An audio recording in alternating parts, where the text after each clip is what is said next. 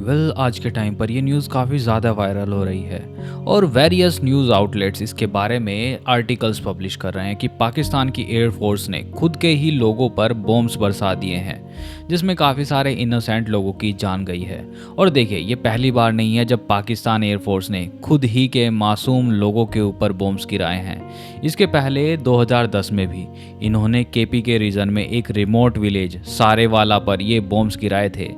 शुरू में जो इनकी एयरफोर्स और आर्मी है उन्होंने इसको एक्सेप्ट करने से डिनाई कर दिया था, बट जब वीडियोस और इमेजेस सामने आने लगे और यहाँ के जो लोकल जर्नलिस्ट थे उन्होंने प्रेशर बनाना शुरू किया, तब जाकर वहाँ के जो आर्मी जनरल थे अशफाक कयानी, वो सामने आए और उन्होंने अपने नेशन से माफ़ी मांगी कि हाँ, हमने गलती से यहाँ बॉम्ब गिराए हैं।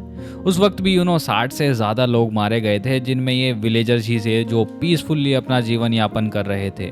और इस बार भी पाकिस्तान की एयरफोर्स ने सेम गलती को दोहराया है। इस वीडियो में हम सब कुछ डिस्कस करेंगे कि आखिर क्यों पाकिस्तान फोर्सेस बार बार केपी के रीजन यानी खैबर पख्तूनवा को ही टारगेट बनाती हैं। वीडियो को लास्ट तक जरूर देखना। मेरा नाम कुंवर है और स्वागत है आपका आपके अपने YouTube channel the bulletin world पर। दोस्तों, कई सोर्सेस और मीडिया रिपोर्ट्स के मुताबिक इस हमले में 30 से ज़्यादा सिविलियंस की जान गई है, जिनमें औरतें और बच्चे शामिल थे। और ऐसा बताया गया है कि जेट्स ने 4 घरों को टारगेट किया जो पूरी तरीके से आज के टाइम पर डिस्ट्रॉय हो चुके हैं। और देखिए, जहां पर ये एयर स्ट्राइक की गई है वो पाकिस्तान अफगानिस्तान बॉर्डर के काफ़ी ज़्यादा करीब है और ये काफ़ी सेंसिटिव एरिया भी है, बिकॉज यहाँ कई सारे टेररिस्ट ग्रुप्स ऑपरेट करते हैं। चलिए मैं आपको इसके बारे में थोड़ा डिटेल में बताता हूँ। केपीके में इतने टेररिस्ट और मिलिटेंट्स ग्रुप्स क्यों हैं कि वहाँ की आर्मी को अपने ही लोगों के ऊपर बम गिराने पड़ जाते हैं? इसकी जड़ें हमें इतिहास के पन्ने पलटने पर मिल जाएंगी। देखिए, केपीके का एक बड़ा हिस्सा अफगानिस्तान से सटा हुआ है। ये इलाका पहाड़ी और मुश्किल है, जहां कबालीज रहते हैं और इन इलाकों में पहले सरकारी कंट्रोल बहुत ज़्यादा कम था। इस वजह से जो मिलिटेंट्स ग्रुप्स थे उनके लिए यहाँ छुपना, ऑपरेट करना, ट्रेन करना काफ़ी ज़्यादा ईजी था। इसीलिए एक आइडल स्पॉट बन गया था टेररिस्ट के लिए। और धीरे धीरे मिलिटेंट्स ग्रुप्स ने यहाँ के जो कबायली थे, लोकल लोग थे, उनको भी अपनी आइडियोलॉजी से इन्फ्लुएंस किया और पैसों और धर्म के नाम पर उनको अपने साथ मिला लिया। फिर जब साल 1979 में सोवियत यूनियन ने अफगानिस्तान पर हमला किया तो अमेरिका और उसके अलाइज ने सोवियत फोर्सेस से लड़ने के लिए मुजाहिदीन ग्रुप्स को सपोर्ट और फंड किया। ये मुजाहिदीन पाकिस्तान के रास्ते अफगानिस्तान में जाते थे और उनके जो बेसिस थे वो खैबर पख्तूनवा के इन्हीं ट्राइबल एरियाज में थे।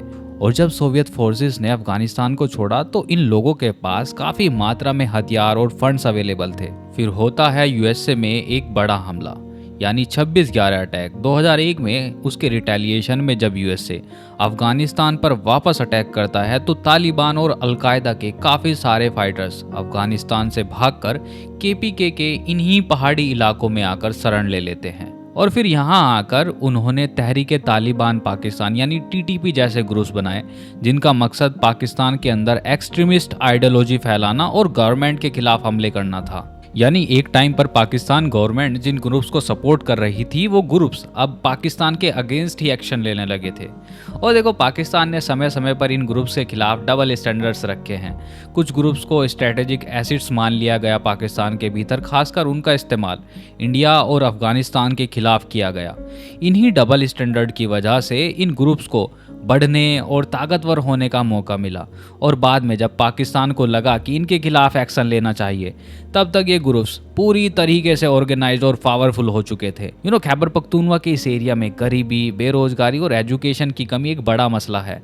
मिलिटेंट्स ग्रुप्स ने इसी सिचुएशन का फ़ायदा उठाया और लोगों को थोड़े बहुत पैसे देकर अपने साथ मिला लिया। अब वापस से अपने टॉपिक पर आते हैं। देखिए, पाकिस्तानी आर्मी ने फाइटर जेट्स JF-17 का यूज़ किया है इस बॉम्ब को गिराने में, और जो चाइना से ख़रीदा था उन्होंने।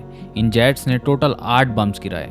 बम का नाम था LS-6 यानी लेज़र गाइडेड प्रिसीजन बॉम्ब था, जो बहुत ज़्यादा एक्यूरेट होते हैं। लेकिन मिलिटेंट्स के छिपे होने के गलत शक से बॉम्ब्स को गलत जगह पर गिरा दिया, जिनके कारण से 30 से ज़्यादा इनोसेंट लोगों की जान चली गई। अब देखो, इस रीजन में जो मेजर प्रॉब्लम है वो ये है कि इन इलाकों में सिविलियन और मिलिटेंट्स मिक्स हो जाते हैं।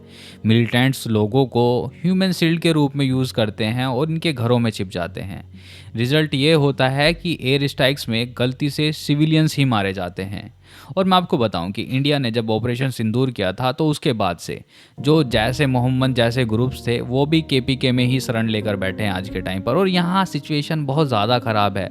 और अब मैं आपको बताऊं कि एक एंडलेस साइकिल बन गई है कि मिलिटेंट्स अटैक करते हैं पाकिस्तानी आर्मी के ऊपर, फिर पाकिस्तानी रिटेलिएट करती है और बीच में बेचारे सिविलियंस पिस जाते हैं। और देखो, अभी तक पाकिस्तान की गवर्नमेंट या फिर उनकी आर्मी का इसके ऊपर कोई ऑफिशियल जवाब अभी तक नहीं आया है। जो वहाँ के अपोजिशन पार्टी के लीडर्स हैं, यानी तहरीक इंसाफ के जो लीडर्स हैं, वो सामने आकर पाकिस्तान की जो गवर्नमेंट है उससे जवाब मांग रहे हैं। और अब human right commission of Pakistan के लोग भी थोड़े एक्टिव हो गए हैं और इस किलिंग के लिए जो भी जिम्मेदार लोग हैं उनको सजा दिलाने की मांग कर रहे हैं।